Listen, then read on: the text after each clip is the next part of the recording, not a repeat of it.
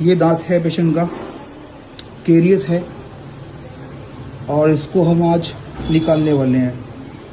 और पेशेंट को समझाया गया कि ये दांत बच सकता है, बट ये पेशेंट जो है हमारा ये एग्री नहीं है।